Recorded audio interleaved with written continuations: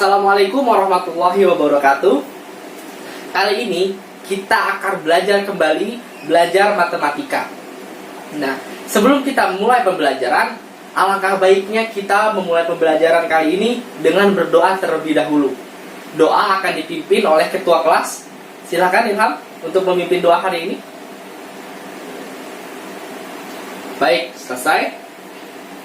Nah, sebelum kita memulai pembelajaran, Bapak ingin mengabsen kalian terlebih dahulu agar Bapak tahu nih siapa-siapa aja yang tidak hadir pada pembelajaran hari ini.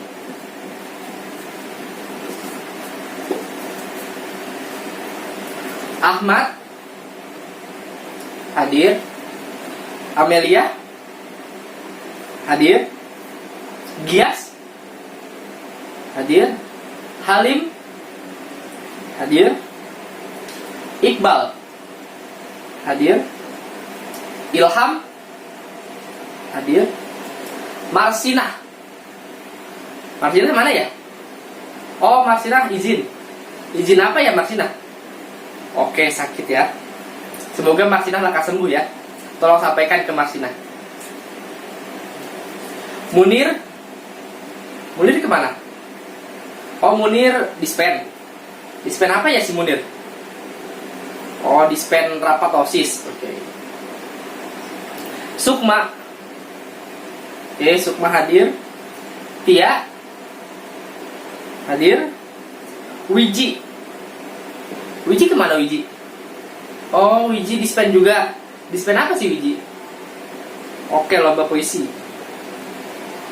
Baik, jadi yang tidak hadir itu ada Marsinah, Munir, dan Wiji ya. Si Marsinah izin, kita doakan agar si Marsinah lekas sembuh dan bisa bergabung kembali bersama kita untuk belajar bersama-sama.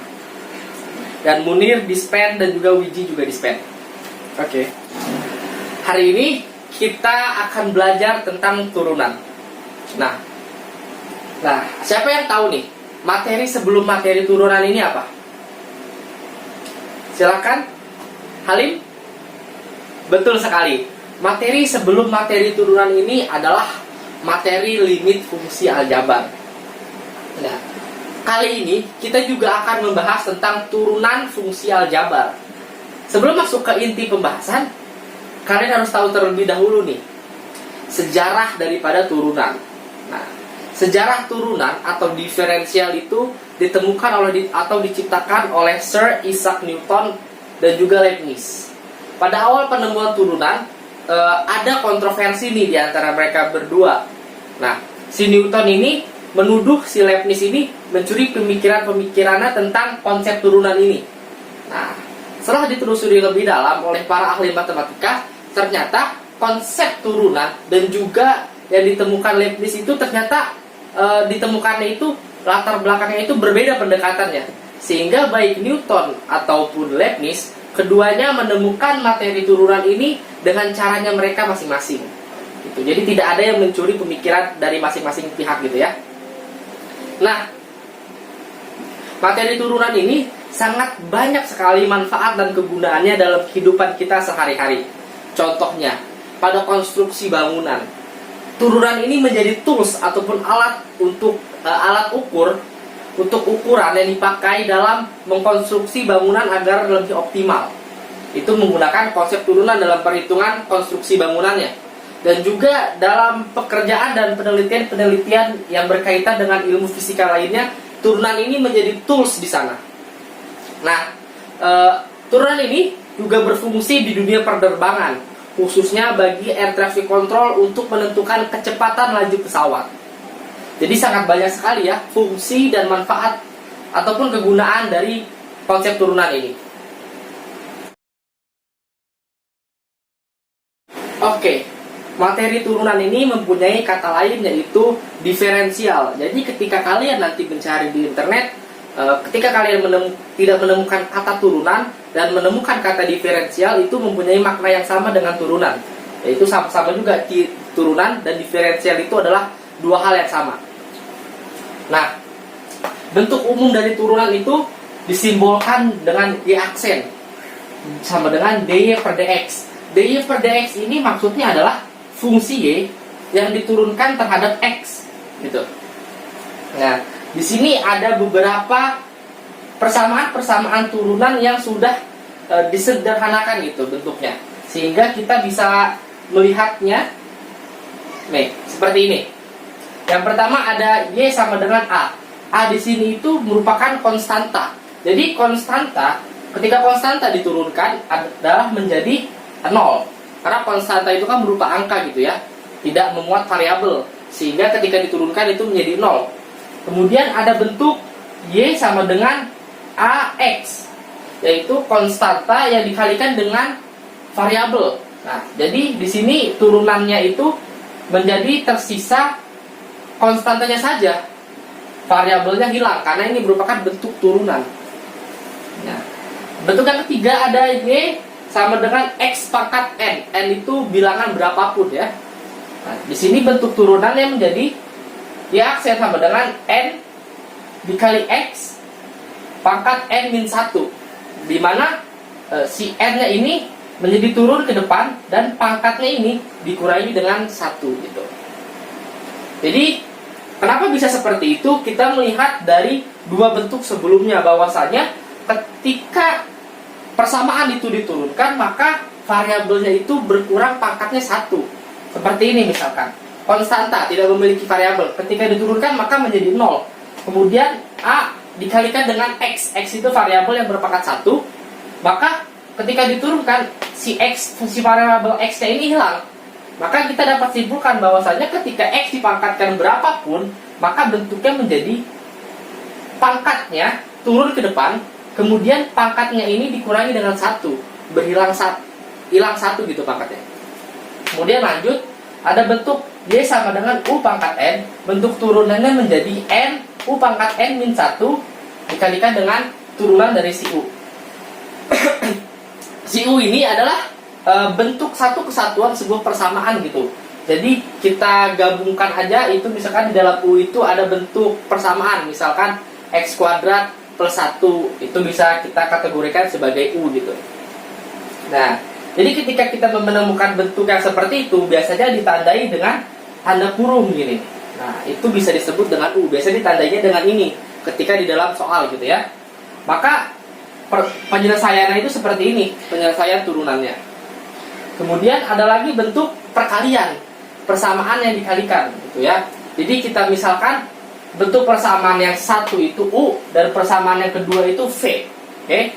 Jadi bentuk turunannya adalah U aksen atau turunan dari si U dikalikan dengan V. V itu persamaan yang kedua ditambah dengan U persamaan yang pertama dikalikan dengan turunan dari V atau V aksen gitu. Persamaan yang kedua tadi diturunkan menjadi V aksen. Nah, kemudian ada lagi bentuk Y sama dengan U per V. Kalau tadi dua persamaan tadi dikali, yang ini dua persamaan itu dibagi gitu ya. Jadi cara menyelesaikan turunannya ketika kita menemukan dua persamaan yang dibagi adalah dengan Y aksen sama dengan U aksen. Persamaan pertama diturunkan dikalikan dengan V. Si persamaan yang kedua kemudian dikurang dengan U. U itu persamaan yang pertama kemudian dikalikan dengan V aksen. V aksen itu adalah persamaan kedua yang diturunkan. Nah, di sini dibagi dengan V kuadrat. V itu persamaan yang kedua tadi. Gitu. Nah, ini ada contoh satu ya.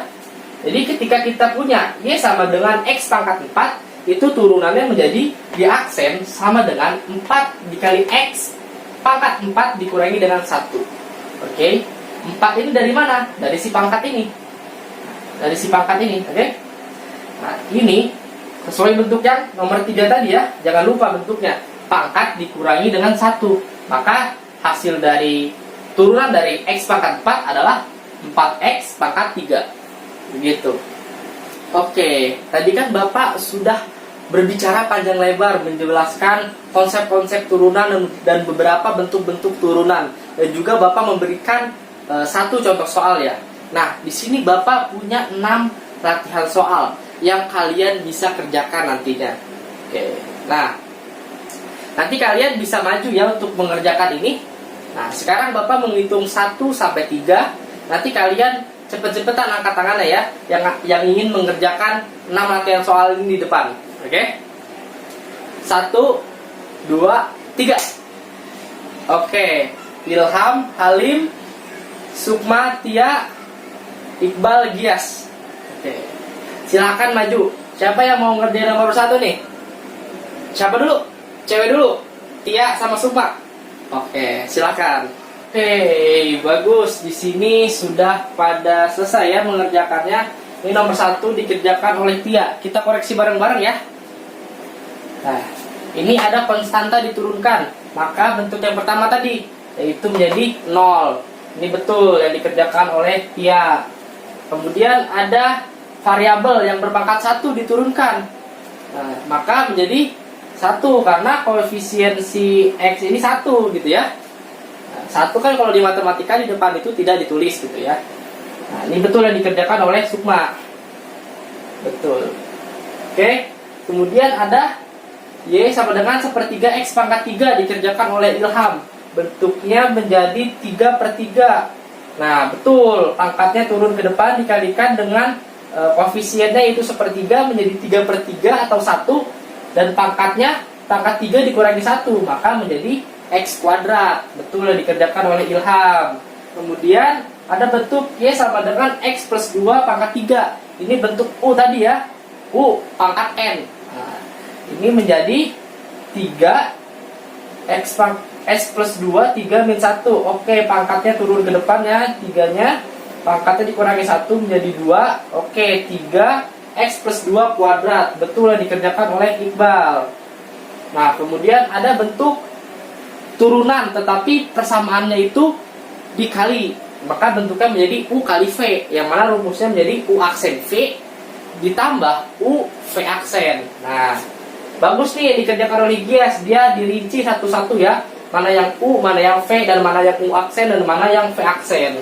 Ini bentuk U, ini bentuk V-nya. Ini turunan dari si U, dan ini turunan dari si V yang ditandai dengan aksen. Oke? Nah, ini bentuk U aksen V ditambah U V aksen. Nah, dan hasilnya 12X kuadrat plus 26X ditambah 22.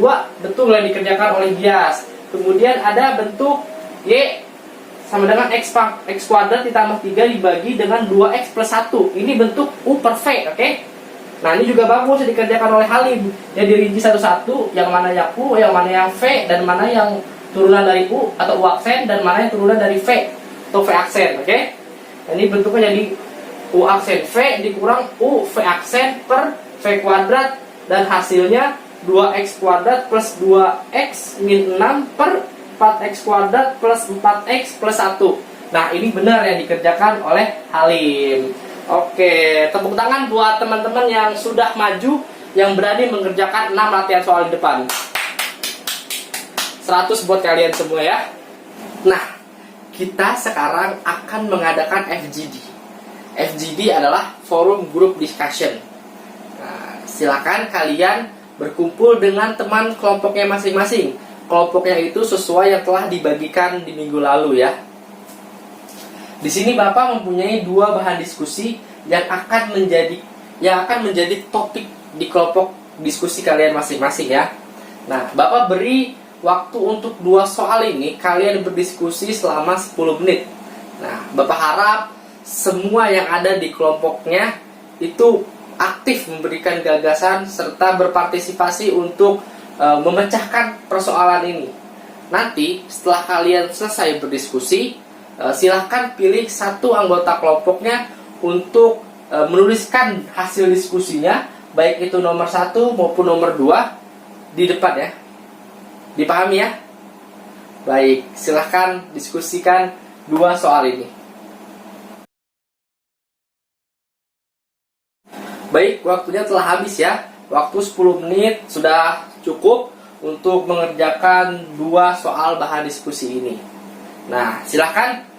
Kelompok mana yang ingin mengerjakan nomor 1 nih?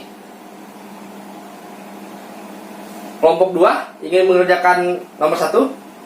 Oke, siap. Yang nomor 2, siapa yang ingin mengerjakan? Kelompok mana? Kelompok 1 ingin mengerjakan nomor 2. Oke, silahkan perwakilan dari kelompok 2 dan kelompok 1 untuk maju ke depan untuk mengerjakan 2 soal ini.